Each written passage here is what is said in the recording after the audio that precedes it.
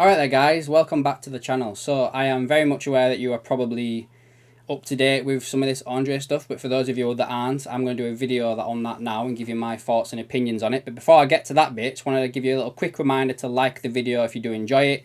Put a comment down below, let me know your thoughts on it, and if you do want to subscribe to the channel, go ahead and do so as well.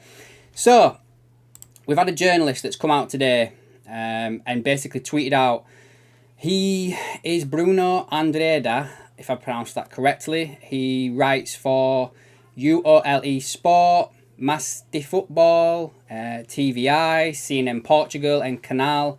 Basically his tweet goes on the lines of saying that Fulham is currently the strongest candidate in England to move forward with the signing of Andre. Liverpool are working with other options in the market to strengthen the midfield.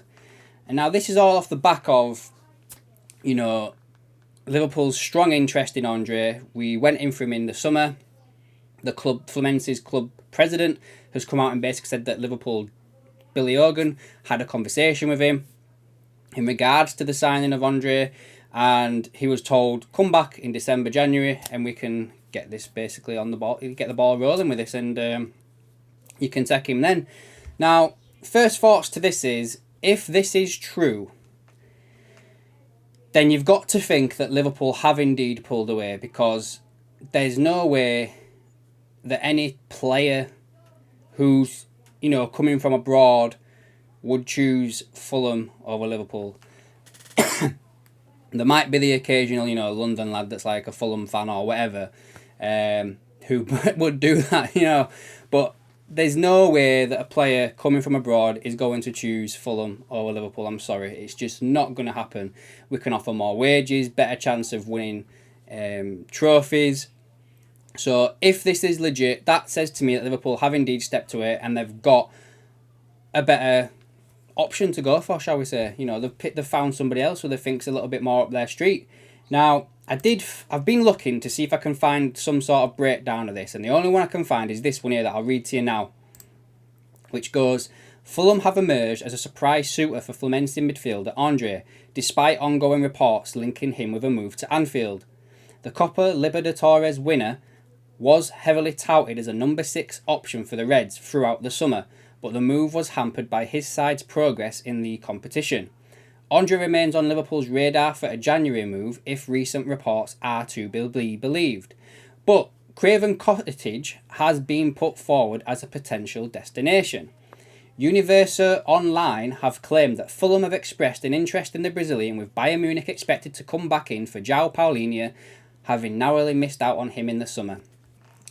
And then, you know, just goes on and said that there's no doubt that Liverpool have more pulling power than Marco Silva's side. But it appears that Liverpool now have some competition if they were to make an approach in the upcoming window. Now, that bit there does make a bit of sense. If Paulinho is going to go to Bayern Munich, then Fulham are in need of a new signing to come in. And, you know, Andre is a player that, you know, it's going to be a little bit cheaper than getting somebody else. You know, Paulinho, what is it they're going to get? Like, was it like 50, 60 million that they agreed to sell him for in the summer? So if that happens again, Andre is going to cost, what, about half that? So I kind of can see that, but for me, is this down to the fact that Liverpool are potentially dragging their feet on this deal and the agent or the club are trying to let it be known that there is other clubs in England that are interested? I mean, the tweet that comes out from the journalist states that it's Fulham is the strongest candidate in England. He doesn't say it's the strongest candidate full stop, like. So to me, does that mean that there's other clubs in Europe that are looking at him that are a bit more interested? Is it a Portuguese club? You know, that's where these type of players normally go to before they take the next step. Is it a Barcelona? Is it a Napoli and Inter Milan? You know, something like that. Like, is there another team outside of England that is the most stronger, like, chance of him going to? If Fulham is the strongest one for England. To me, again, guys, this sounds like it's a little bit of agent talk as well, and the club, you know, I think the club president did come out either today or yesterday basically saying that Andre was going to play in the Club World Cup next month for Fluminense, which it does make sense, you know, the January transfer window is not open. They're in that, so he's going to want to play in it. And that competition is seen a lot more of a big thing over in South America than it is over here.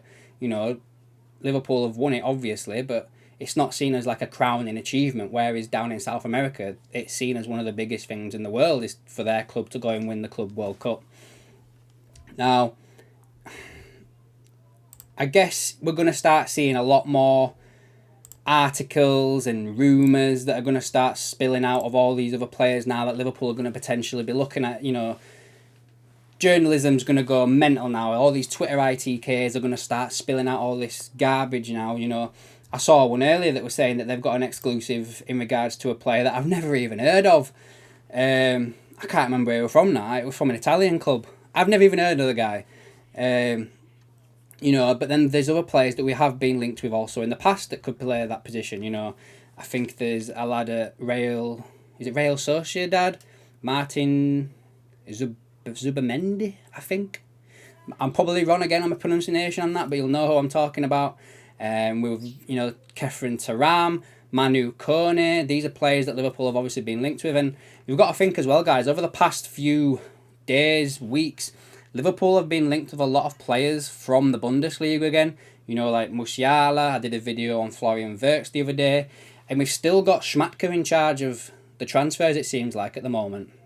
There's been no real progress one way or another on if he's going to keep the job or if we're moving on or whatever. So are we going to go back to the Bundesliga again? You know, we signed Szoboszlai, Endo, Gravenberch. You know, is there going to be another one that we get, like a Manu Kone? You know, can't really think of another a DM that we could potentially get from Bundesliga off the top of my head that's not playing for one of the big clubs. I'm sure there's one. I can't think of it now. But yeah, like Manu Kone seems to be one that steps out. You know, we were heavily linked to this guy in the summer. He was, you know, fell out of coming to Liverpool due to that injury he picked up in the was it the Euros under 21s where he picked up that injury. And then he's, you know, towards the back end of the transfer window, he started getting fit again. And, you know, I was under the impression that Liverpool maybe taking a look at him again and maybe see what they could do with Manu Kone in January. And maybe that's the case. Maybe they've had a bit more of a, you know what, while I'm here, let's see if I can have a look, see what Kone's been doing. Let's do this live now, shall we? Well, it's live for me, it won't be for you. Manu, here we go. Is he, what's his stats like so far this season? Here we go. So, Kone, so far this season, the Bundesliga has made 3 appearances and he's been sent off once. And he's made 1 appearance in the German Cup as well. So, he's back playing, but he's not playing a lot of games. So, it seems to be that maybe he's not fully fit back now yet and he's not playing back to his full potential. Let's have a quick look at his agency and see if there's any links there with like a potential move to Liverpool. He's not playing many minutes as well, this guy as well. He's only done 20% of the starting 11 and then completed 20% of them, sorry. Is that loaded yet, his agency? Here we go. Any links to like Liverpool type players on here? Doesn't look like it at the moment. It's, yeah, Kone seems to be the only player on this list that I can say that's been linked with Liverpool with any sort of confidence. So yeah, anyway, maybe that's the case, guys. Maybe Liverpool are going back to someone like that to basically try and sign this January window. But again, keep your eyes open about Andre. Let's see how it progresses. You know, there's still a long time before the January transfer window does come around. So we could see reports come out again that Liverpool are back at the table or whatever. That Liverpool never left the table and this is all just rubbish. It could just be all mind games. Like how many times did Liverpool in the past been one of the favourites to sign a player and then they put out some sort of article or let it be known to certain people that, no, we're not interested in him. You know, what is it, Brendan Rodgers?